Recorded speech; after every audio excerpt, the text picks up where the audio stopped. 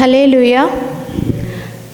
நம்முடைய ஆண்டவராகிய இயேசு கிறிஸ்துவின் நாமத்தினாலே உங்கள் அனைவரையும் வாழ்த்தி இந்த ஞாயிறு ஆராதனைக்கு நான் வரவேற்கிறேன். ஒரு நிமிடம் நாம் எல்லாரும் கண்கள் மூடி ஜெபிப்போம்.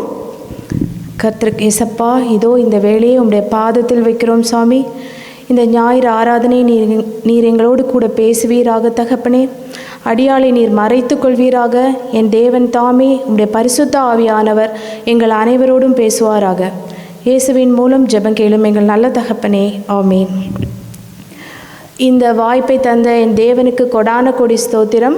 ஸோ இன்றைக்கு நம்ம பார்க்க போகிறது ரட்சிப்பை குறித்து பார்க்க போகிறோம்.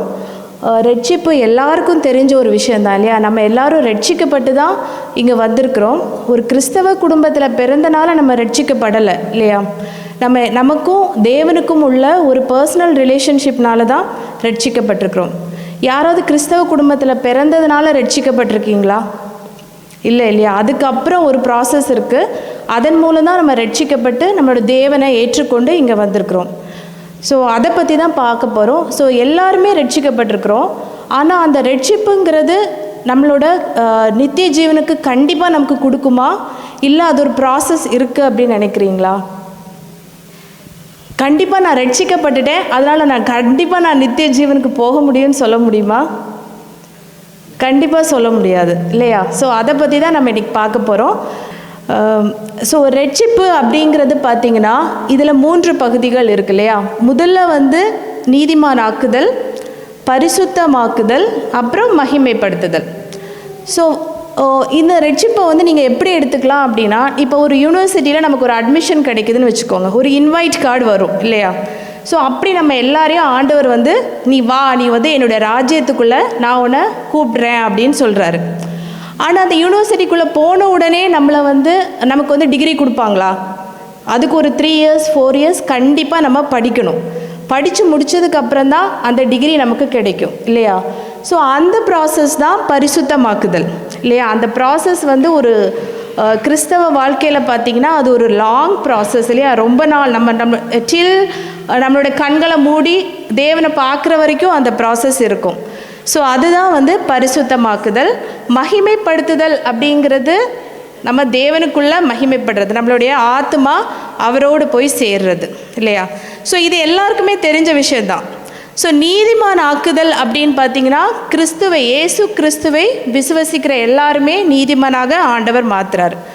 இதோட வசனம் பார்த்தீங்கன்னா ரோமர் 8:1 ஆனபடியால் கிறிஸ்து இயேசுவுக்கு உட்பட்டவர்களாக இருந்து மாம்சத்தின்படி நடவாமல் ஆவியின்படியே நடக்கிறவர்களுக்கு ஆக்கினை தீர்ப்பு இல்லை.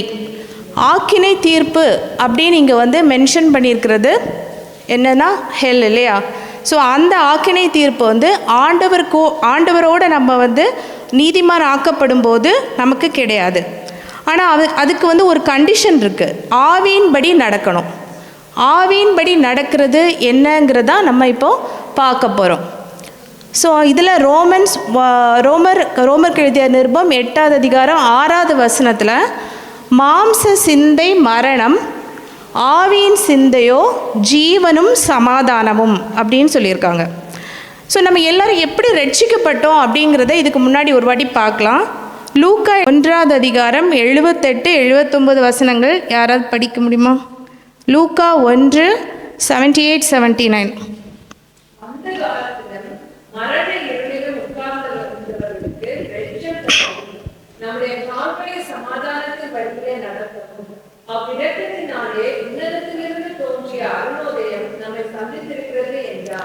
ஓகே, ஸோ அப்போ ரட்சிக்கப்படுறதுக்கு முன்னாடி நம்ம எப்படி இருந்தோமா?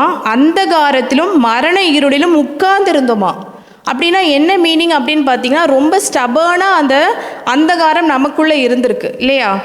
அப்படிப்பட்ட நம்மளை தான் ஆண்டவர் என்ன பண்ணுறாரு, அருணோதயமாக நம்மளை சந்திக்கிறாரு. இந்த இருள் உனக்கு வேண்டாம், நீ வெளிச்சத்துக்கு வா அப்படின்னு நம்மளை கூப்பிடுறாரு. அதுதான் ரட்சிப்பு இல்லையா? அப்படி தான் நம்மளை ஆண்டவர் வெளிச்சத்துக்கு கொண்டு வந்திருக்காரு. ஆனால் வெளிச்சத்துக்கு கொண்டு வந்ததுக்கப்புறம் நமக்குள்ள மாம்ச கிரியைகள் இருந்துக்கிட்டே தான் இருக்குது இல்லையா? அது நம்மளை தொடர்ந்து வந்துக்கிட்டே தான் இருக்குது. ஸோ அந்த இதுலேருந்து விடுதலை ஆகி ஆவியின்படி நடக்கிறது தான் தேவன் நம்மளை அழைத்திருக்கிறார். ஸோ அந்த ப்ராசஸ் தான் பார்த்திங்கன்னா சாங்டிஃபிகேஷன் ப்ராசஸ் இல்லையா, பரிசுத்தமாக்குதல். ஸோ அதை பற்றி தான் நம்ம இன்றைக்கி பார்க்க போகிறோம்.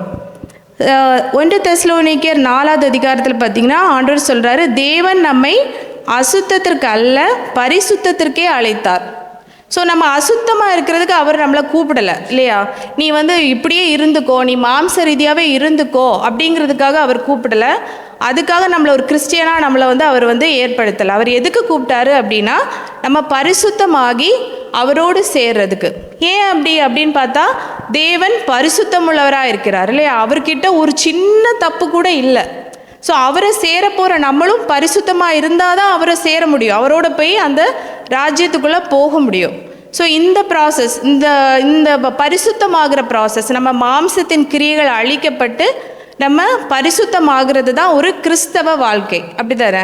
ஆனால் நம்ம உண்மையிலே அப்படி இருக்கிறோமா? நம்ம சொல்ல முடியுமா, என்கிட்ட எந்த தப்புமே கிடையாது, இதை பிரசங்கிக்கிற நானும் சொல்ல முடியாது இல்லையா, ஒன்றுமே அப்படி இல்லைன்னு எதுவுமே சொல்ல முடியாது. நம்ம டெய்லி போராடிட்டே இருக்கிறோம் இல்லையா பரிசுத்தமாகிறதுக்காக. ஸோ ரோமர் 8:30 பார்த்திங்கன்னா, எவர்களை முன்குறித்தாரோ அவர்களை அழைத்தும் இருக்கிறார், எவர்களை அழைத்தாரோ அவர்களை நீதிமான்களும் ஆக்கியும் இருக்கிறார், எவர்களை நீதிமான்கள் ஆக்கினாரோ அவர்களை மகிமைப்படுத்தியும் இருக்கிறார். இது நம்மளோட ப்ராமிஸ் இல்லையா. அவர் நம்மளை அழைத்தார், அழைத்த தேவன் என்ன பண்ணுவார், நம்மளை நீதிமான் ஆக்குறாரு, நம்மளை மகிமைப்படுத்தவும் செய்வார். ஸோ இது டெஃபினட்டாக அவர் பண்ண போகிறாரு இல்லையா. ஆனால் அந்த இடைப்பட்ட காலம், ஃபஸ்ட்டு A to அந்த லாஸ்ட் அந்த பாயிண்ட் இருக்கு இல்லையா, அதுதான் ரொம்ப கஷ்டமான ஒரு பாயிண்ட்டு. ஸோ அந்த பாயிண்டில் அதில் எப்படி நம்ம பரிசுத்தமாக போகிறோம், எப்படி தேவனோட ராஜ்யத்தை நம்ம சுதந்திரிக்க போகிறோம் அப்படிங்கிறத நம்ம பார்க்க போகிறோம். ஸோ இதில் பார்த்தீங்க அப்படின்னா, மாம்ச சிந்தை மரணம், ஆவியின் சிந்தையோ ஜீவனும் சமாதானமும். ஸோ மாம்ச சிந்தை மரணம் அப்படின்னா என்ன அர்த்தம்? மாம்சத்தின் சிந்தை மரணம். ஸோ அப்படின்னா என்ன அப்படிங்கிறது நமக்கு லூக் 15th சாப்டரில் 12th, 13th and 24th verse யாராவது வாசிங்க.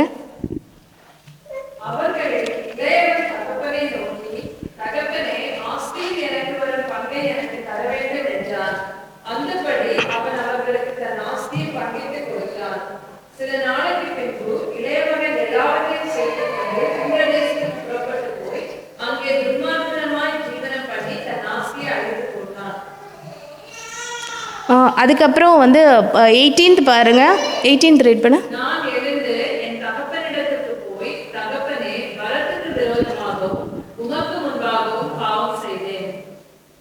அதுக்கப்புறம் 24th 24th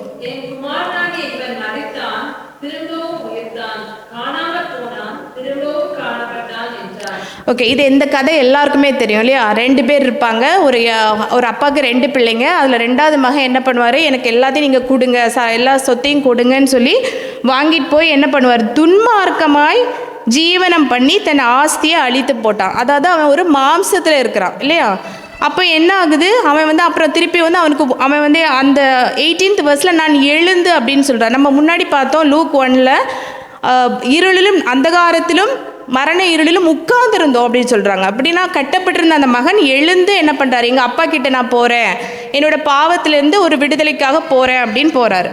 உடனே அவங்க அப்பா என்ன சொல்கிறாரு, என் குமாரனாகிய இவன் மரித்தான்.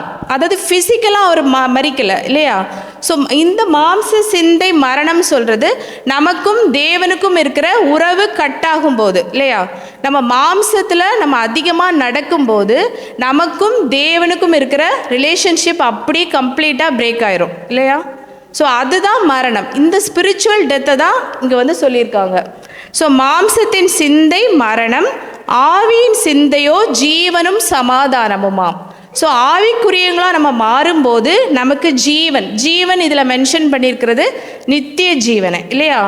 ஏசப்பா ஒரு வாக்குத்தத்தை தான் கொடுத்துருக்காரு, நான் உங்களுக்கு நித்திய ஜீவனை அளிப்பேன், அப்புறம் நான் உங்களுக்கு சமாதானத்தை கொடுப்பேன், நான் கொடுக்கிற சமாதானத்தை ஒருவனும் உங்களிடத்திலிருந்து எடுத்து போட முடியாது இல்லையா.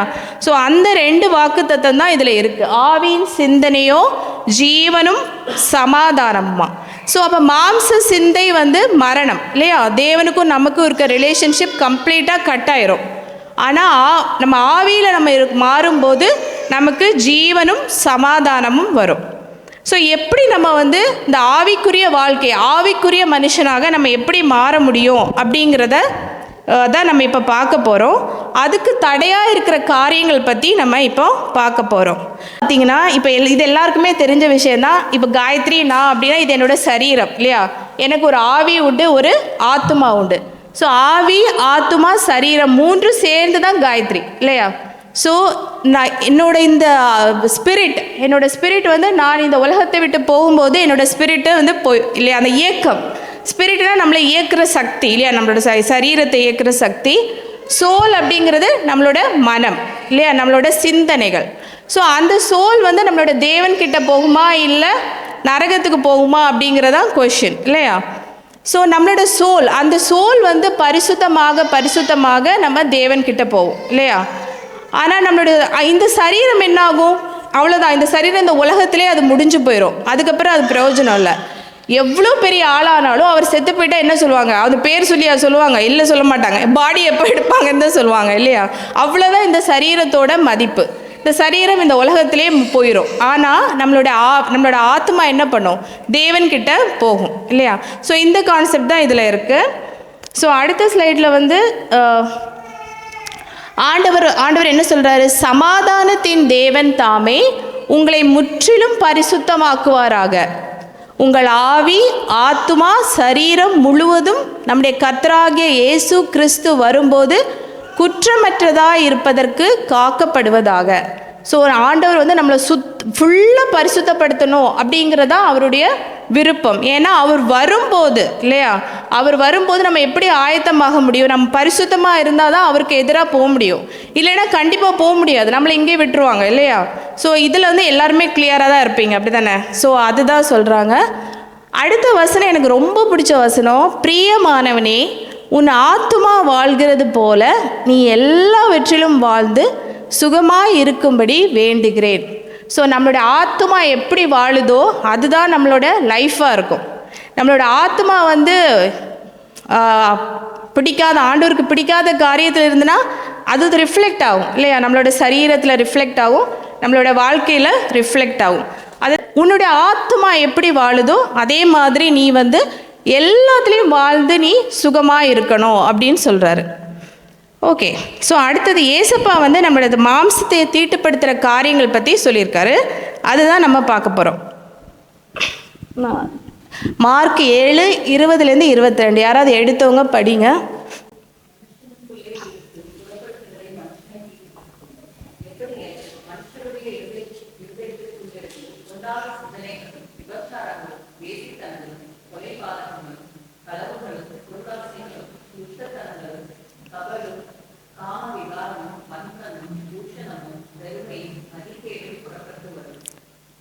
ஓகே. ஸோ இது ஏசப்பா சொன்னது, வேறு யாரும் சொல்லலை, ஏசப்பா தான் சொல்லியிருக்காரு. வேறு எதுவுமே உங்களை தீட்டுப்படுத்தாது. நீங்கள் சாப்பிட்ற பொருள் என்ன ஆகும், என்ன சாப்பிட்டாலும் அது அடுத்த நாள் அது போயிடும். ஆனால் உங்களுடைய இருதயத்துக்குள்ளேருந்து வருகிற காரியங்கள் மட்டும்தான் உங்களை தீட்டுப்படுத்தும். அதாவது நம்மளுடைய சரீரத்தை தீட்டுப்படுத்துறது இல்லை, நம்மளுடைய ஆத்துமாவை தீட்டுப்படுத்துகிற காரியங்கள். ஸோ இதில் வந்து நிறைய காரியங்கள் நமக்கு இருக்குது. பொல்லாத சிந்தனைகள், விபச்சாரங்கள், வேசித்தனங்கள், களவுகள் நிறைய ஆண்டவர் சொல்கிறாரு. இது எல்லாம் நமக்கு உள்ளே இருந்து புறப்பட்டு வருமா, வந்து நம்மளை தீட்டுப்படுத்தும். நம்ம ரொம்ப ஈஸியாக என்ன சொல்லுவோம், சாத்தான் வந்து அதை பண்ணிட்டான் அப்படின்னு சொல்லுவோம். எது சொன்னாலும் நம்ம சாத்தானை சொல்லுவோம் இல்லையா. ஆனால் அது கிடையாது. சாத்தான் கண்டிப்பாக இதில் அவன் டெம்ப்ட் பண்ணுவான் நம்மளை. ஆனால் அது ஆக்சுவலாக நமக்கு உள்ளே இருந்து தான் இருக்குது இந்த காரியங்கள். ஸோ அதனால தான் நம்மளுடைய ஆத்மா சுத்திகரிக்கப்படுறது வந்து ஏசப்பா வந்து ரொம்ப இம்பார்ட்டண்ட்டாக திருப்பி வலியுறுத்தின காரியம் இதனால தான் இல்லையா. ஸோ நம்ம தீட்டுப்பட்டு போயிடக்கூடாது அப்படிங்கிறதுக்காக. ஸோ இதில் வந்து எல்லா காரியங்களும் நம்ம பண்ணுறோமான்னு பார்த்தா கண்டிப்பாக பண்ண மாட்டோம். நமக்கு ஆஸ் ஏ கிறிஸ்டியன் நமக்கு வந்து நிறைய உணர்வு இருக்குது, அதை நம்ம பண்ண மாட்டோம். ஆனாலும் சில காரியங்களில் நம்ம விழுந்து போயிடுவோம். பிப்ளிக்கலாகவே நிறைய கேரக்டர்ஸ் வந்து இந்த மாதிரி காரியங்களை விழுந்து போனவங்க இருக்கிறாங்க இல்லையா. நம்ம அது வந்து எல்லாமே பைபிளில் ரெக்கார்ட் ஆகிருக்கு. அதை பற்றி தான் நம்ம பார்க்க போகிறோம். நமக்கு அந்த உணர்வு இல்லையா, நமக்கு ஒரு உணர்வு இருக்கணும், இது தப்பு, இந்த காரியத்தை நான் பண்ணக்கூடாது, நான் பரிசுத்தமாகணும், இன்னும் நான் பரிசுத்தமாகணும், என் தேவனுக்கு பிரியமாக என்னுடைய ஆத்மா மாறணும் அப்படிங்கிறது நம்மளுடைய ஒரு வாஞ்சியாக இருக்கும்போது நிச்சயமாக தேவன் அதை செய்வார். ஆனால் தனியாக நம்மளால் பண்ண முடியுமா? நிச்சயமாக பண்ண முடியாது. நம்ம போராடிக்கிட்டே தான் இருப்போம், ஆனால் பண்ண முடியாது. ஆனால் ஏசப்பாவோடு சேர்ந்து அந்த நம்ம இருக்கும்போது அவர் நிச்சயமாக நம்மளை வந்து இந்த மாம்சத்துக்குள்ளே விழாதபடிக்கு ஆவிக்குரிய மனுஷனாக நம்மளை மாற்றுவார். ஸோ அதை பற்றி நம்ம பார்க்கலாம். ஓகே, முதல்ல பார்க்குறது வந்து பொறாமை. பொறாமைங்கிற உணர்வு வந்து எல்லாருக்கும் இருக்கும் இல்லையா? யாருக்குமே எனக்கு பொறாமையே கிடையாது அப்படின்னு சொல்ல முடியாது, எல்லாருக்கும் இருக்கும். ஆனால் அந்த பொறாமையை எப்படி, அந்த பொறாமையினால என்ன நடந்தது அப்படிங்கிறத பார்க்கலாம். அது ஓவராக அந்த பொறாமை ஆகும்போது, இது காயின் பற்றி எல்லாருக்கும் தெரியும் இல்லையா? ஆதாம் ஏவாளுடைய முதல் மகன். ஸோ அந்த காயின் அந்த பொறாமையினால என்ன பண்ணார் அப்படிங்கிறது தெரியும் இல்லையா? ஸோ ஆபேலோட காணிக்கையை வந்து ஆண்டவர் வந்து அங்கீகரிப்பார், ஆனால் காயினோட காணிக்கையை வந்து ஆண்டவர் வந்து அங்கீகரிக்க மாட்டார். அப்போது அவனுக்கு வந்து காயினுக்கு வந்து ரொம்ப கோபம் வரும். ஆதியாகமம் 4:5 காயினையும் ரீட் பண்ணார்.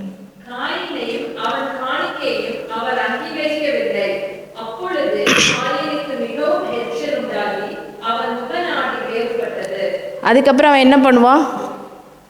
கொன்றுவான், தன்னோட சகோதரனே கொன்றுவான். முதல் அந்த ஆதாம் ஏவாள் பிறந்த முதல் மனிதன் இல்லையா, அவனோட சகோதரனை கொன்றுவான். ஏன்னு பார்த்தீங்கன்னா பொறாமை இல்லையா? எப்படி என்னை விட வந்து ஆபேலை வந்து ஆண்டவர் பெருசாக நினைச்சாரு அப்படிங்கிற பொறாமையினால கொல்றான். ஸோ பொறாமை வந்து எந்த அளவுக்கு தீமையானது அப்படிங்கிறது நீதிமொழிகள் 27:4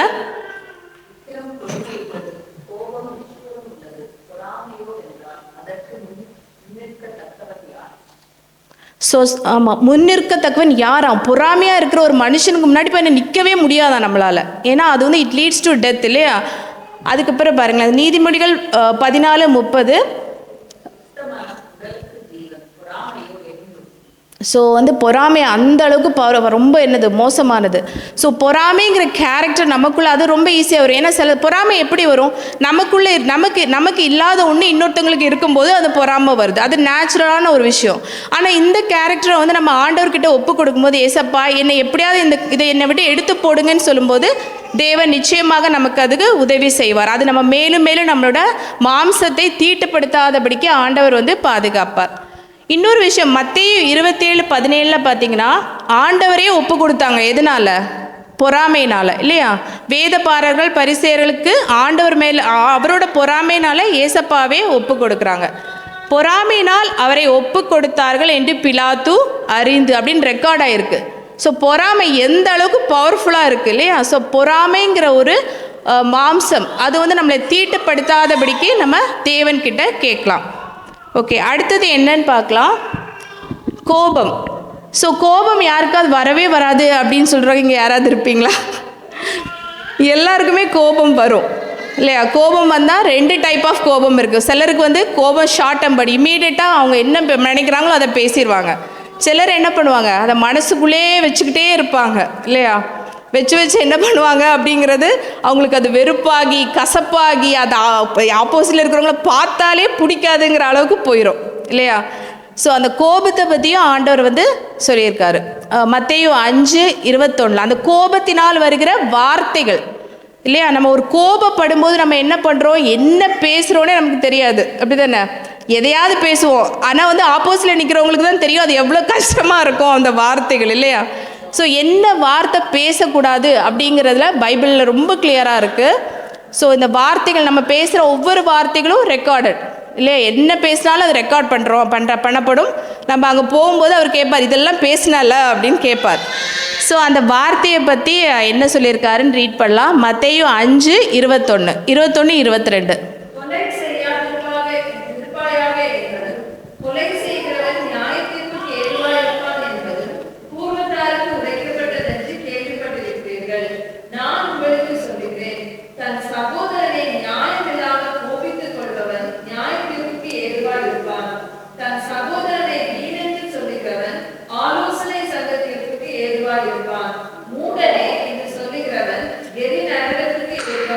நம்ம ரொம்ப ஈஸியாக என்ன சொல்லுவோம், முட்டாள் அப்படின்னு சொல்லிடுவோம்.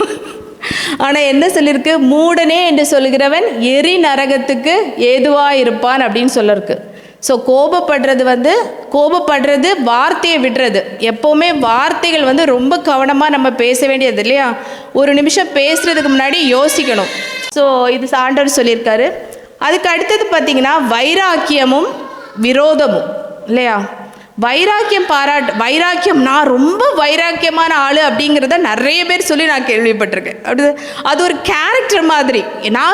நான் யார், நான் வந்து பேசவே மாட்டேன், யாராவது என்கிட்ட கோவப்பட்டால் அவ்வளோதான், நான் பேசவே மாட்டேன் அப்படின்னு வைராக்கியமாக இருக்கிறவங்கள பற்றியும் இருக்குது.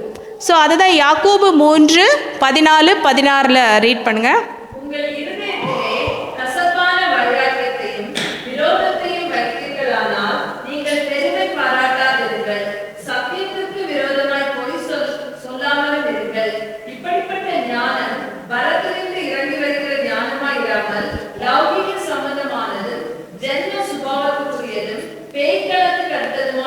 பார்த்தீங்களா,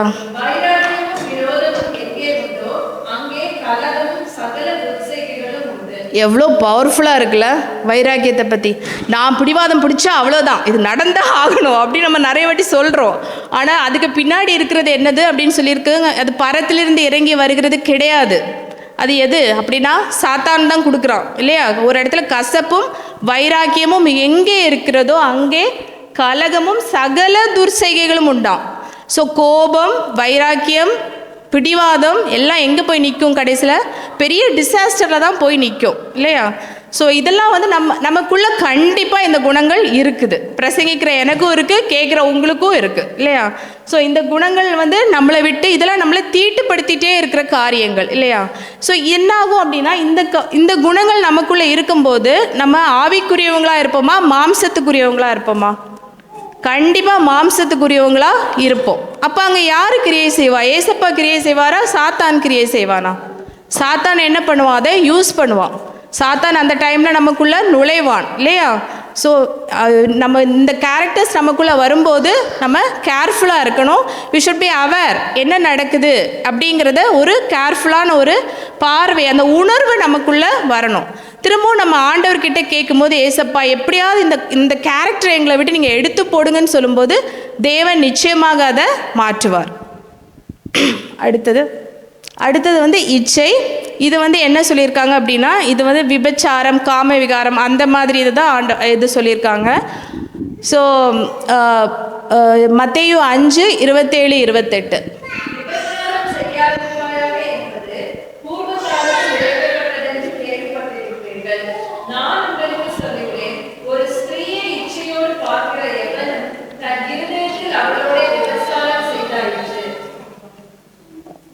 ஸோ நமக்கு இந்த உலகத்தில் வந்து மேபி அது ஃபிசிக்கல் ரிலேஷன்ஷிப்பாக இருக்கலாம். ஆனால் தேவனோட என்ன சொல்கிறது, லெவல் ஆஃப் ஜட்ஜிங்கே வேறு இல்லையா. விபச்சாரம், இச்சைங்கிறது ஒருத்தரை வந்து நம்ம இச்சையோட கண்களில் பார்க்கறதுனாலே அது வந்து விபச்சாரம் செய்தாயிட்டு அப்படின்னு சொல்கிறாங்க. அப்போ வந்து தேவன் நம்மளை வந்து எவ்வளோ பரிசுத்தமாக இருக்கணும்னு நினைக்கிறாரு அப்படிங்கிறது நம்ம இதுலேருந்து தெரிஞ்சுக்கலாம். ஸோ ஆண்டவர் ஏன் அப்படி சொல்கிறாரு அப்படின்னா, கண்களின் மூலம்தான் பாவம் வந்து உருவாகுது இல்லையா. கண்களின் இச்சை நம்ம பார்க்கும்போது, கண்கள்னால் பார்க்கும்போது அந்த இச்சை நமக்குள்ளே வருது. இதில் விழுந்து போனவங்க பைபிளில் நிறைய பேர் இருக்காங்க. இப்போ நம்ம பார்க்க போகிறது தாவீது ஆண்டவருக்கு ரொம்பவும் நெருக்கமானவர் இல்லையா. என் மனதுக்கு நெருக்கமானவன் அப்படின்னு ஆண்டவர் சொன்ன அந்த தாவீது விழுந்து போகிறாரு இந்த இச்சையினால். ஸோ அதை பற்றி தான் நம்ம பார்க்க போகிறோம். இதை சொல்கிறனால நம்ம எல்லோரும் அப்படி இருக்கிறோன்னு அர்த்தம் இல்லை, நம்ம கேர்ஃபுல்லாக இருக்கணும் அப்படிங்கிறதுக்காக தான் இதெல்லாம் வந்து ஆண்டவர் சொல்கிறாரு. ஸோ தாவீது பற்றி உங்களுக்கு இந்த தாவீது பத்ஷேபா பற்றி எல்லாருக்கும் தெரியும்னு நினைக்கிறேன். 2 சாமுவேல் 12:10.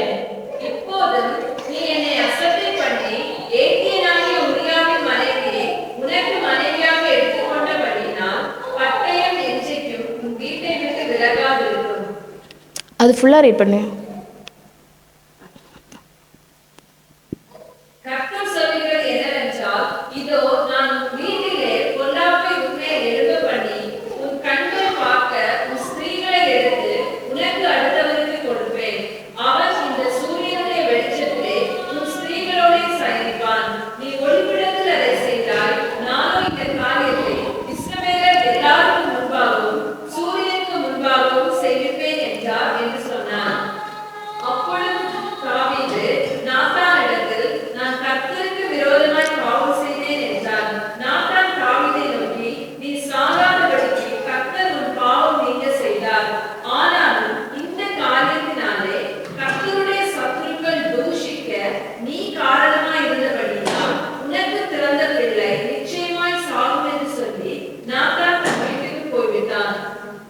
ஸோ இந்த ஸ்டோரி எல்லாருக்கும் தெரியும்னு நினைக்கிறேன். நீங்கள் 2 சாமுவேல் அந்த 12th சாப்டர் படித்து பாருங்கள். நமக்கு ரொம்ப ஆச்சரியமாக இருக்கும், தாவீதா இப்படியெல்லாம் செய்தார் அப்படின்னு. அந்த இச்சை வந்த உடனே அவர் என்ன பண்ணுறாரு, உரியாவின் மனைவியாக பெத்ஷெபாவை பார்க்கும்போது அவருக்கு பிடிக்குது. ஸோ அதுக்கப்புறம் அவர் உரியாவே கொலை பண்ணுறாரு இல்லையா. அது கூட அதை எப்படி அவர் பிளான் பண்ணுறாரு, எக்ஸிக்யூட் பண்ணுறாருலாம் பார்த்தா நமக்கு ரொம்ப வெறுப்பாக மாறிடும் தாவீது மேலே. அந்த அளவுக்கு ஒரு கர்த்தருக்கு பிரியமான ஒரு மகன் எப்படி வந்து இவ்வளோ ஒரு பெரிய தப்பாக பண்ண முடியும் இல்லையா. ஸோ அதனால் அந்த ஒரு என்ன சொல்கிறது, அது சாத்தான் வந்து அந்தளவுக்கு வந்து தாவீதை யூஸ் பண்ணுவான். ஒரு இச்சை வந்து கடைசியில் கொலை பாதகத்தில் போய் முடியும். அது கூட முடியாது. அதுக்கப்புறம் என்ன ஆகும், தாவீதோட அந்த குழந்தை இறந்து போயிடும். அதுக்கப்புறம் ஆண்டவர் சொல்கிறாரு, உன் வீடை விட்டு அந்த பட்டயம் விலகுவதில்லை அப்படிங்கிறாரு. நீ அப்புறம் தாவீதை வந்து தாவீதோட கேரக்டர் எப்படின்னா, ஆண்டவர்கிட்ட மனம் திருந்துறாரு இல்லையா, நான் தப்பு பண்ணிட்டேன் அப்படின்னு சொல்லி ஆண்டவர்கிட்ட கேட்குறாரு. ஆனால் அந்த கான்சிக்வன்ஸ் அவங்களுக்கு இருந்துகிட்டே தான் இருக்குது. நீங்கள் என்ன தப்பு பண்ணாலும் நம்ம ஆண்டவர்கிட்ட போய் அழலாம், அவர் மன்னிப்பார். ஆனால் கான்சிக்வன்ஸ் போகாது நம்மளை விட்டு இல்லையா. ஏன்னா உரியாவோட ஜஸ்டிஸ் இருக்குல்ல, உரியா எந்த தப்பும் பண்ண மாட்டார். அதில் பார்த்தீங்கன்னா உரியா ரொம்ப ஒரு நல்ல மனுஷன். ஆனால் வந்து உரியாவை வந்து தாவீதை வந்து இப்படி பண்ணிடுவார். ஸோ வந்து பார்த்தீங்க அப்படின்னா மத்தேயு 1:6 தாவீது உரியாவின் மனைவியாக இருந்தவளிடத்தில் சாலமோனை பெற்றார். ஸோ ஆண்டவர் வந்து அந்த கான்சிக்வன்ஸ் இல்லையா, இது வந்து எவ்வளோ ஒரு பெரிய காரியம். சாலமோனை வந்து நீ வந்து இன்னொரு உரியாவின் மனைவி இடத்துல தான் நீ பெற்றாய் அப்படிங்கிறத ரெக்கார்டடாக இருக்குது. அதுக்கு முன்னாடி பார்த்தீங்கன்னா தாவீது ராஜா பிறந்தான் இருக்கு. உண்மையிலே ஆண்டவர் அவரை நேசிக்கிறார் தாவீதை. ஆனால் செய்த தப்பையும் அவர் மன்னிக்கலை. ஸோ நம்ம ஜேசப்பாவை டேக் இட் ஃபார் கிராண்டடாக எடுக்க முடியாது. என்ன தப்பு பண்ணாலும் நான் வந்து போய் வந்து மன்னிச்சிருங்க அப்படின்னு சொன்னால் அவர் மன்னிச்சிருவார் அப்படிங்கிறது கிடையாது. அவர் மன்னிப்பார், ஆனால் கான்சிக்வன்ஸ் கண்டிப்பாக உண்டு. இதே மாதிரி பார்த்தீங்கன்னா எனக்கு தோணும் வந்து சாலமன் கூட எப்படி, அவருக்கு ஆண்டவர் வந்து உலகத்தோட எல்லா ஞானத்தையும் கொடுத்தாரு, ஆனாலும் அவர் விழுந்து போகிறார் இல்லையா. அந்த பரம்பரையாக ஒருவேளை வந்த ஜெனரேஷனல் கேர்ஸ் மாதிரி சாலமன் என்ன ஆகுவார் தெரியும்ல எல்லாருக்கும். அந்நிய ஸ்திரீகளோட, ஆண்டவருக்கு பிடிக்காத ஸ்திரீகளோட விவாகம் பண்ணி கடைசியில் ஆண்டவர்கிட்டேருந்தே முற்றிலும் போயிடுறாரு. ஆனால் தாவீதாலேருந்து எழும்பி வந்துடுறாரு. சாலமோன் வந்து கம்ப்ளீட்டாக டிஸ்ட்ராய்டு இல்லையா. மாம்சத்தின் சிந்தை மரணம்ங்கிறது சாலமோனோட விஷயத்தில் தான் பார்க்கலாம். ஆனால் சாலமோனுக்கு ஆண்டவர் எவ்வளோ ஞானம் கொடுத்தாரு இல்லையா, ஆனால் அதை யூஸ் பண்ண முடியல. ஸோ இந்த இச்சைங்கிறது ரொம்ப ஒரு கவனமாக இருக்க வேண்டிய, அது எந்த ஏஜ் ஆனாலும் சரி எப்போனாலும் ரொம்ப கவனமாக இருக்க வேண்டிய ஒரு காரியம். ஆனால் இதில் விழாமல் இருந்த ஒருத்தர் இருக்கார் பைபிளில், அதையும் ரெக்கார்ட் பண்ணியிருக்கு பைபிளில். யார் தெரியுமா? யோசேப்பு விழவே இல்லை. அந்த மாதிரி சர்க்கம்ஸ்டான்சஸ் வந்த போதும் யோசேப்பு விழலை. அதனால தான் யோசேப்பை பற்றி கனி தரும் செடி அப்படின்னு இருக்கு இல்லையா. ஸோ யோசேப்பை போல நம்மளோட வாழ்க்கை இருக்கணும் அப்படின்னாலும் இதுக்கும் ஆண்டவரோட உதவி தான் வேணும். பரிசுத்த ஆவியானவர் தான் நமக்கு உதவி செய்ய முடியும். தப்பான வழிகளில் நம்ம விழுந்து விடாதபடிக்கு தேவன் மட்டும்தான் நமக்கு வந்து உதவி செய்ய முடியும். அடுத்தது வந்து பொருளாசை. பொருளாசை பற்றியும் பைபிள் வந்து ரெக்கார்டட் இல்லையா. பொருளாசை வந்து விக்கிரக ஆராதனைக்கு ஒப்பிட்டிருக்காங்க இல்லையா. நீங்கள் வந்து பொருளாசை விக்கிரக ஆராதனையாக இருக்கிறதுன்னு சொல்கிறாங்க. ஏன் அப்படின்னா அது வந்து ஒரு அதன் மேலே நம்ம வைக்கிற நம்பிக்கை இல்லையா. ஸோ எது மேலே நம்ம நம்பிக்கை வைக்கிறோம், விக்கிரகம் அப்படிங்கிறது மேபி டைரெக்டாக இருக்கிற விக்கிரகமும் இருக்கலாம், நம்ம மனசில் இருக்கிற விக்கிரகங்களும் இருக்கலாம். நமக்கு வேலை வந்து ஒரு விக்கிரகமாக இருக்கலாம், பணம் ஒரு விக்கிரகமாக இருக்கலாம். ஸோ அதனால தான் இந்த பொருளாசை அப்படிங்கிறத ஒரு விக்கிரகமாக சொல்கிறாங்க. ஸோ இதை பற்றி ஏசப்பா என்ன சொல்லியிருக்காரு அப்படின்னு பார்க்கலாம். மார்க் 10:24. அவருடைய வார்த்தைகளை குறித்து ஆச்சரியப்பட்டார்கள். இயேசு பின்னும் அவர்களை நோக்கி, பிள்ளைகளே, ஐஸ்வர்யத்தின் மேல் நம்பிக்கையாய் இருக்கிறவர்கள் தேவனுடைய ராஜ்யத்தில் பிரவேசிப்பது எவ்வளவு அரிதா இருக்கிறது. ஆமேன். ஸோ ஆண்டவர்கிட்ட பைபிளில் ஆண்டவர்கிட்ட வந்துட்டு வெறுமையாக போன ஒரே ஒருத்தர் தான் ரெக்கார்ட் ஆகிருக்கு. அதுதான் இந்த கதை இல்லையா. ஒரு பெரிய பணக்காரன் வந்து ஆண்டவர்கிட்ட வந்து கேட்பாரு, நான் என்ன பண்ணணும் தேவனுடைய ராஜ்யத்தில் பிரவேசிக்கிறதுக்கு அப்படின்னு. அப்போ ஆண்டவர் சொல்லுவார், நீ உனக்கு இருக்கிறதெல்லாம் விற்று பிச்சை கொடுத்துரு அப்படின்னு. ஒன்றா அவருக்கு பண்ண முடியாது. ஏன்னா பணத்துக்கு மேலே இருந்த அந்த grace and love for money. அப்போ தான் ஆண்டவர் இதை சொல்கிறாரு இல்லையா. எவ்வளோ வந்து நீ வந்து அப்போ இதில் வந்து நீ காசு சம்பாதிக்காத, காசு வேண்டான்னு இல்லை, அதன் மேல் ரொம்ப கிளியராக ஆண்டவர் சொல்கிறார் பாருங்கள், ஐஸ்வர்யத்தின் மேல் நம்பிக்கையாக இருக்கிறவர்கள். ஸோ நம்மளோட நம்பிக்கை வந்து எதன் மேலே, தேவனுடைய மேலா இல்லாட்டி ஐஸ்வர்யத்தின் மேலா அப்படிங்கிறது தான் கொஷின் இல்லையா? அதே மாதிரி ஒரு நிறைய பணம் வந்து எதுக்குமே இந்த உலகத்துக்கு வாழ்கிறதுக்கு பிரயோஜனம், ஆனால் ஜீவனுக்கு உரியது இல்லை அப்படிங்கிறதும் லூக் 12:15 சொல்லியிருக்காரு.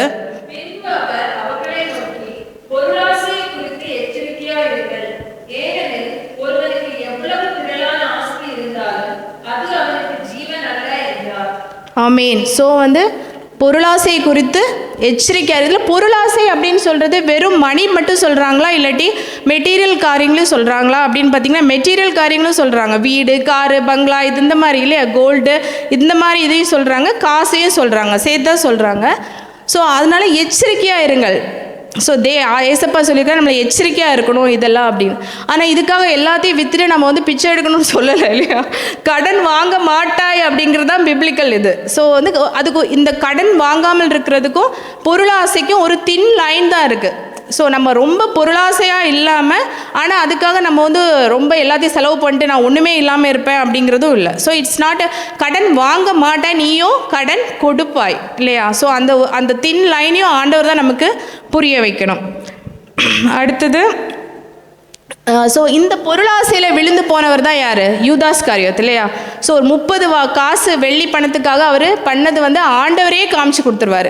ஸோ இதை பற்றி பைபிளில் நம்ம படிக்கலாம். John chapter 12:4-6. அப்பொழுது அவருடைய சீஷரில் ஒருவனும் அவரை காட்டிக் கொடுக்க போகிறவருமாகிய சீமோனுடைய குமாரனான யூதாஸ் காரியோத்து இந்த தைலத்தை 300 பணத்துக்கு விற்று தரித்திரருக்கு கொடாமல் போனதென்ன என்றார். அவர் தரித்திரனை குறித்து கவலைப்பட்டு இப்படி சொல்லாமல், அவர் திருடனானபடியினாலும் பணப்பையை வைத்துக் கொண்டு அதிலே போடப்பட்டதை சுமக்கிறவன் ஆனபடியினாலும் இப்படி சொன்னார். பாருங்களேன் எவ்வளோ அழகாக சொல்லியிருக்காங்க பாருங்கள். சுமக்கிறவன், அவன் எதை சுமக்கிறான்? அப்போது அந்த பணத்தை தான் சுமந்துட்டு இருக்கான், அவன் மனசுலேயும் அதை தான் சுமந்துட்டு இருக்கான் இல்லையா? ஸோ அதனால தான் வந்து ஆண்டவர் இப்படி சொல்கிறாங்க. யூதாஸ் காரியத் வந்து ஆண்டவரால் தெரிந்தெடுக்கப்பட்ட ஒரு சீஷன், ஆனால் அவரோட நிலைமை கடைசியில் எப்படி ஆயிடுச்சு இல்லையா? கடைசியில் நாண்டு கொண்டு செத்தார் இல்லையா? அந்த அவர் கொடுத்த அந்த ரெட்ஷிப்பை வந்து அவர் வந்து பொருளாசைனால் அவர் வந்து என்ன பண்ணார்? அவர் இழந்துட்டார். ஸோ அதனால தான் நான் ஃபஸ்ட்டு சொன்னபடி ரெட்ஷிப்பு வந்து நமக்கு ஒரு இன்விடேஷன் கார்டு மட்டும்தான். அதை நம்ம சுதந்திரிக்கிறோமா இல்லையா அப்படிங்கிறது நம்மளோட வாழ்க்கையை பொறுத்து தான் இருக்குது. நம்ம லாஸ்ட்டில் நம்ம எப்படி வாழ்ந்து முடிக்கிறோம் அப்படிங்கிறத பொறுத்து தான் இருக்குது. ஸோ ஜான் 13:27 இது ரொம்ப, இந்த வசனம் படித்தா நமக்கு பயமாக இருக்கும். அந்த துணிக்கு அவர் வாங்கின பின்பு சாத்தான் அவருக்குள் புகுந்தார். அப்பொழுது இயேசு அவரை நோக்கி, நீ செய்கிறதை சீக்கிரமாய் செய் என்றார். ஸோ அந்த பொருள் ஆசை வந்து அவனோட இருதயத்தை தீட்டுப்படுத்தப்போ யார் உள்ளே புகுந்தாங்க? சாத்தான் இல்லையா? இதை படித்து பாருங்கள், திங்க் பண்ணி பாருங்கள், எவ்வளோ பயமாக இருக்கும் நமக்கு புரியும். அப்போ நம்மளை இந்த மாம்சத்தை தீட்டுப்படுத்துகிற காரியங்கள் நம்ம படித்ததெல்லாம் நம்மளை தீட்டுப்படுத்தும் போது அங்கே யார் வருவா? சாத்தான். அப்போ தான் அவன் வருவான். அது வரைக்கும் அவனுக்கு வந்து நமக்கு அத்தாரிட்டி கிடையாது நமக்குள்ளே வர்றதுக்கு. ஆனால் நம்மளை படுத்திருச்சு இந்த காரியம் அப்படின்னா அவன் நமக்குள்ளே புகுந்துருவான். அது ரெக்கார்டட் தான் இல்லையா? சாத்தான் அவனுக்குள் புகுந்தான். அதுக்கப்புறம் அவன் என்ன பண்ணான்ங்கிறது எல்லாருக்கும் தெரியும். அவன் பண்ணி எல்லாம் ஆண்டவரை காமிச்சு கொடுப்பான். அந்த அளவுக்கு பெரிய பாவத்தை செய்கிறான். யூதாஸ் காரியத்தை பற்றி இந்த மனுஷன் பிறவாமல் இருந்தால் நலமாக இருக்கும்னு பைபிளில் ரெக்கார்டட் இல்லையா? ஸோ நம்மளை ரெட்ஷிப்பை காத்து கொள்ளாதபடிக்கே தடையாக இருக்கிற இந்த காரியங்களை நம்மளை விட்டு நம்ம விலக்கணும். ஓகே, அடுத்தது இந்த பணத்தை பற்றி ஆண்டவர் வந்து இன்னும் என்ன சொல்லியிருக்காரு அப்படின்னு பார்க்கலாம். லூக்கா 12:33. உங்களுக்கு உள்ளவைகளை பிச்சை கொடுங்கள், பழமையாய் போகாத பணப்பைகளையும் குறையாத பொக்கிஷத்தையும் பரலோகத்திலே உங்களுக்கு சம்பாதித்து வையுங்கள். அங்கே திருடன் அணுகிறதும் இல்லை, பூச்சி கெடுக்கிறதும் இல்லை. உங்கள் பொக்கிஷம் எங்கே இருக்கிறதோ அங்கே உங்கள் இருதயமும் இருக்கும். ஓகே, ஸோ ஆண்டவர் என்ன சொல்கிறாரு அப்படின்னா நிறைய தான தர்மங்கள் பண்ணுங்க அப்படின்னு சொல்கிறாரு. ஸோ இதெல்லாம் நீங்கள் இந்த வேர்சஸ்லாம் வந்து எல்லாத்தையும் விற்று கொடுங்கள் அப்படி இல்லை, எவ்வளோ முடியுமோ அவ்வளோ தான தர்மங்கள் செய்யும்போது இங்கே நம்ம பேங்க் அக்கௌண்ட்டில் எப்படி கிரெடிட் ஆகிட்டே இருக்கும், அதே மாதிரி நம்மளோட பரலோகத்தில் நம்ம தான தர்மங்கள் செய்யும்போது அது நம்மளோட அக்கௌண்ட்டில் வந்து கிரெடிட் ஆகிட்டே இருக்கும். அப்போ நம்மளுடைய பொக்கிஷம் எங்கே இருக்கும்? பரலோகத்தில் இருக்கும். நம்ம அங்கே போகும்போது அது நிச்சயமாக ஆண்டவர் நமக்கு செய்வார். ஏன்னா இந்த பைபிள் வந்து ஃபுல்லாகவே வந்து நம்ம வந்து மற்றவங்களுக்கு கொடுக்கணும் அப்படிங்கிறது ரொம்ப இம்பார்ட்டண்ட்டாக பைபிளில் இருக்குது இல்லையா? நீங்கள் எப்போ எதில் பார்த்தாலும் மற்றவங்களுக்கு கொடுக்கணும். யார் யாருக்கு கொடுக்கணும் அப்படிங்கிறதுனா விதவைகள், பரதேசிகளாக இருக்கிறவங்க, அப்புறம் வந்து தாய் தகப்பன் இல்லாத பிள்ளைங்கள், அப்புறம் ஊழியக்காரர்களுக்கும் கண்டிப்பாக கொடுக்கணும். சர்ச்சஸ்க்கு கொடுக்கணும். சர்ச்சஸ் கொடுக்கலன்னா சர்ச்சை எப்படி ஒர்க் ஆகும் இல்லையா? ஆனால் யாருக்கு கொடுத்தாலும் அது கொடுக்கறது கரெக்டானு பார்த்து கொடுக்கணும். அதுவும் இம்பார்ட்டண்ட் இல்லையா? எப்படி கொடுக்குறோமோ அவங்க வந்து கரெக்டாக அதை யூஸ் பண்ணுறாங்களா, அது கரெக்டானவங்களுக்கு கொடுக்குறோமா அப்படிங்கிறத நம்ம பார்த்து கொடுக்கணும். அதனால தான் நமக்கு வந்து அந்த 10% அப்படி சொல்கிறாங்க. அது டிபெண்ட்ஸ். நமக்கு 10 கொடுக்கணும்னா கொடுக்கலாம், இல்லாட்டி 20 கொடுக்கணுனாலும் கொடுக்கலாம், இல்லாட்டி 5 கொடுக்கணுனாலும் கொடுக்கலாம். ஆனால் நம்ம மன நிறைவோடு மற்றவங்களுக்கு உதவி செய்யணும். உதவி செய்கிறது, அதாவது ஃபினான்ஷியலாக ஹெல்ப் பண்ணுறதும் நம்மளோட பைபிளில் இருக்கிற ஒரு கட்டளை இல்லையா? அதை கண்டிப்பாக நம்ம செய்யணும். ஸோ இதுக்கு எக்ஸாம்பிளாக வந்து பைபிளில் இருக்கிற கொர்னேலியு பற்றி எல்லாருக்குமே தெரியும் இல்லையா? அவர் ஒரு 100க்கு அதிபதி. அவர் வந்து தேவனுக்கு பயந்தவராக இருந்தார். அப்போ என்னாச்சு, அவருக்கு வந்து ரெட்ஷிப்பு வந்தது. அந்த வீட்டுக்கு ரெட்ஷிப்பு வந்தது. எப்படி அப்படின்னு அதை வாசிக்கலாம். ஆக்ட்ஸ் 10:4. அவனை உற்று பார்த்து பயந்து, ஆண்டவரே என்ன என்றான். அப்பொழுது அவன், உன் ஜெபங்களும் உன் தருணங்களும் தேவனுக்கு நினைப்பூட்டுதலாக அவர் சந்நிதியில் வந்தெத்தி இருக்கிறது. ஆமேன். எவ்வளோ பெரிய வசனம் இல்லை? உன்னுடைய ஜெபங்களும் உன்னுடைய தருமங்களும் தேவனுக்கு நினைப்பூட்டுதலாக. நம்ம லாஸ்ட் வீக் பாஸ்டர் சொன்னார், ஞாபகம் இருக்கா? ஆண்டவர் நினைவுபடுத்துகிற காரியங்கள். ஸோ சிந்தை மரணம் அப்படிங்கிறத திரும்பவும் நம்ம பார்க்க போகிறோம். எபேசியர் 4:27. பிசாசுக்கு இடம் கொடாமல் இருங்கள். அப்போ பிசாசுக்கு யார் இடம் கொடுக்குறா? நம்ம தான் கொடுக்குறோம். நம்ம எப்படி கொடுக்குறோம் அப்படின்னா, நம்மளுடைய மாம்சத்தில் தீட்டப்படும் போது அவன் வந்து நமக்குள்ளே புகுந்தான் இல்லையா? நம்மளை வந்து அவனுக்கு வந்து நம்ம ஒரு ஸ்பேஸ் கொடுக்குறோம். நம்ம ரொம்ப ஈஸியாக கிறிஸ்டியன்ஸ் என்ன சொல்லுவோம்? பிசாசு தொல்லை பண்ணுது அப்படின்னு சொல்லுவோம். ஆனால் பிசாசுக்கு இடம் கொடுக்குறதே நம்ம தான். He'll be tempting. Full time அவனோட வேலை என்னது? அவன் நம்மளை டெம்ப்ட் பண்ணுவான். ஆனால் நம்ம அதுக்கு இடம் கொடுத்தால் மட்டும்தான் அவனால் நமக்குள்ளே வர முடியும் இல்லையா? ஸோ நம்ம வந்து கவனமாக இருக்கணும், பிசாசுக்கு இடம் கொடுக்காமல் இருக்கணும். யாக்கோபு 4:7 படிக்கலாம். ஆகையால் தேவனுக்கு கீழ்ப்படிந்திருங்கள், பிசாசுக்கு எதிர்த்து நில்லுங்கள், அப்பொழுது அவன் உங்களை விட்டு ஓடிப்போவான். ஓகே. ஸோ அப்போ வந்து எப்படி பிசாசு ஓடி போவான் அப்படின்னா, நம்ம தேவனுக்கு கீழ்ப்படியும் போது. தேவனுக்கு எப்படி கீழ்ப்படிய முடியும்? ஆவிக்குரிய வாழ்க்கையை நம்ம ஆவிக்குரியவர்களாக மாறும்போது நம்ம தேவனுக்கு கீழ்ப்படிய முடியும். பிசாசு நம்மளை விட்டு ஓடி போவான்.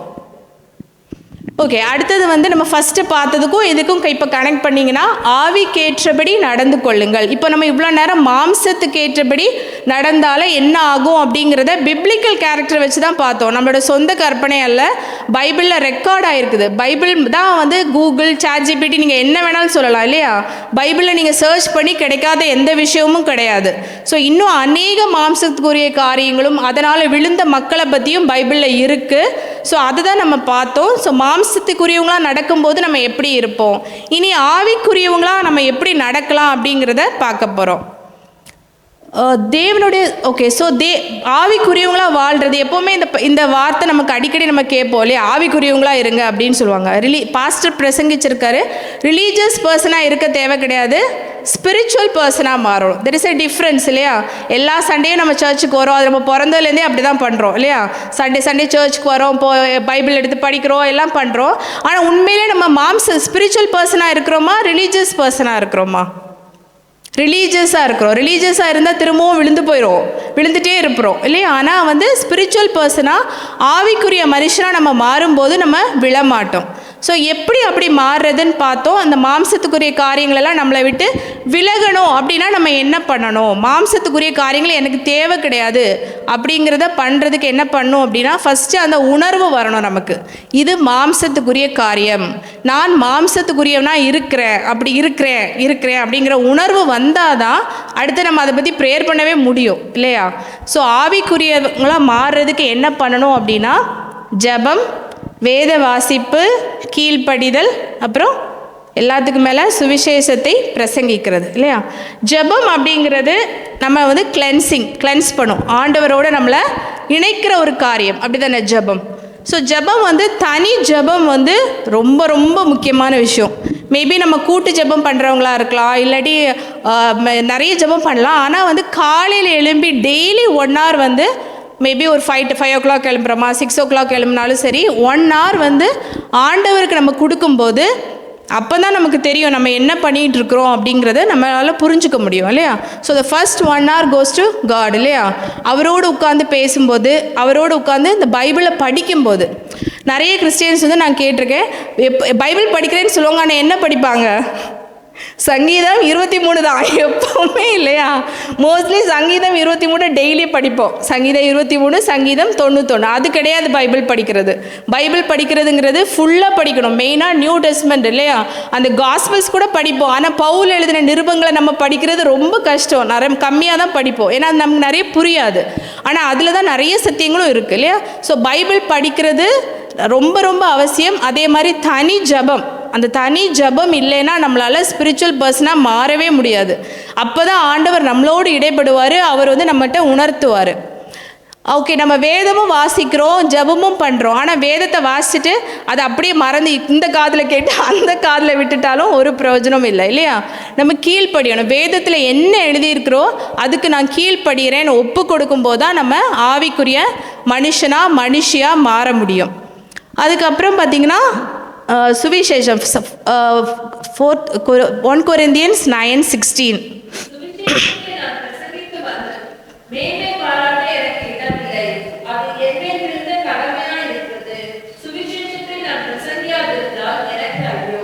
ஸோ எவ்வளோ ஒரு பவர்ஃபுல் வேர்ஸில் நம்ம எல்லாருமே சுவிசேஷத்தை சொல்கிறோமா? சுவிசேஷத்தை பிரசங்கியாதிருந்தால் எனக்கு ஐயோ. அது வந்து ஒன்றும் ப்ரிவிலேஜ் கிடையாது. நீங்கள் வந்து சொல்லணுங்கிறது சொன்னால் ப்ரிவிலேஜ் கிடையாது. You are suppose to do that இல்லையா. நம்ம வந்து அது நம்ம மேலே விழுந்த கடமை. நம்ம எப்படி சுவிசேஷத்தை சொல்ல முடியும்? நம்மளை கூட இருக்கிறவங்க கிட்ட நம்ம சொல்லலாம், ஏசப்பாவோட நன்மைகளை பற்றி சொல்லலாம். அப்புறம் முன்னாடி நமக்கு வந்து ட்ராக்ஸ்லாம் கொடுக்குறதெல்லாம் நம்மளால் முடியுமா? கண்டிப்பாக பண்ண முடியும். ஆனால் இப்போதைக்கு பண்ண முடியலைன்னா கூட அட்லீஸ்ட் நம்மளோட வாட்ஸ்அப்பில் ஒரு ஸ்டேட்டஸ் வைக்கலாம் இல்லையா, பைபிள் வேர்ஸ். ஸோ அது வந்து ரொம்ப பவர்ஃபுல். இதை வந்து நான் நிறைய பார்த்துருக்கேன். அநேகர் என்கிட்ட வந்து கேட்டிருக்காங்க, கிறிஸ்துவுக்குள் இல்லாதவங்க கூட என்கிட்ட வந்து கேட்டிருக்காங்க, அது அந்த வசனங்கள் எங்ககிட்ட பேசுது அப்படின்னு சொல்லியிருக்காங்க. இப்போதைக்கு சோஷியல் மீடியா நமக்கு ஓப்பனாக இருக்கிற ஒரு பிளாட்ஃபார்ம். கண்டிப்பாக அதன் மூலம் நம்ம வந்து ஏசப்பாவோட இந்த வார்த்தைகள், இந்த ஜீவ வார்த்தைகளை வந்து நம்ம போடலாம் இல்லையா. அதில் நம்மளை யாராவது அடிக்க மாட்டாங்க, நம்மளை யாரும் திட்ட மாட்டாங்க, நம்மளை எல்லாரும் கிறிஸ்தவன் அப்படிங்கிற ஒரு அங்கீகாரம் கிடைக்கும். அப்படி தானே? அது வந்து நமக்கு வந்து கேவலமான காரியம் இல்லை இல்லையா. அதுக்கு ஒரு வசனம் இருக்குது பைபிளில், என்னை குறித்து வெட்கப்படுகிறவனை நான் தேவனுக்கு முன்பாக மறுதளிப்பேன் இருக்கு. ஸோ நான் கிறிஸ்தவனாக இருக்கிறது வந்து எனக்கு வெட்கமான காரியம் கிடையாது. ஸோ என்னோடய ஸ்டேட்டஸில் போடுற ஒரு மெசேஜ் வந்து அது அநேக டைமில் யூஸ்ஃபுல்லாக இருக்குது, அநேகர்கிட்ட அது பேசுது. ஸோ அதனால் இது வந்து ரொம்ப சிம்பிளாக நம்ம சுவிசேஷத்தை ஆண்டவருக்காக செய்கிற ஒரு ஊழியம். இன்னும் அநேக ஊழியங்கள் இருக்குது. அது வந்து நம்மளோட எபிலிட்டியை பொறுத்து, ஆண்டவர் நம்மளோட வாஞ்சையை பொறுத்து, ஆண்டவர் நமக்கு கொடுப்பாரு, நம்மளுடைய வாஞ்சையை பொறுத்து நம்ம எப்படி சுவிசேஷத்தை சொல்கிறோமா இல்லையா அப்படிங்கிறத பொறுத்து இல்லையா. ஸோ இதெல்லாம் வந்து ஆவிக்குரிய மனுஷனாக மாறுற காரியங்கள்.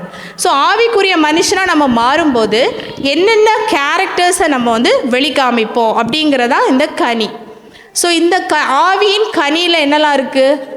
ஸோ அன்பு, சந்தோஷம், சமாதானம், நீடிய பொறுமை, தயவு, நற்குணம், விசுவாசம், சாந்தம், இச்சை அடக்கம். ஸோ நம்ம வந்து ஆவிக்குரிய மனுஷங்களாக இருந்தால் எப்பொழுதும் சந்தோஷமாக இருப்போமா? தட் டசன்ட் மீன் அதுக்கு மீனிங் வந்து நம்ம எப்போவுமே எல்லாத்துலேயும் விக்டோரியஸாக இருப்போங்கிறது அர்த்தம் இல்லை. கர்த்தர் நமக்குள்ளே இருக்கும்போது நமக்குள்ள ஒரு சந்தோஷம் எப்போவுமே இருந்துகிட்ருக்கும் இல்லையா. ஸோ அதுதான் சொல்லியிருக்காங்க. அப்புறம் இந்த கேரக்டர்ஸ் எல்லாம் நீங்கள் நீங்களே செக் பண்ணி பாருங்கள், இதில் உள்ள என்னென்ன கேரக்டர்ஸ் நம்ம வந்து காமிக்கிறோம், நம்மக்கிட்ட இருக்குது என்னென்ன கேரக்டர்ஸ் இருக்குது அப்படிங்கிறத நம்ம பார்க்கலாம்.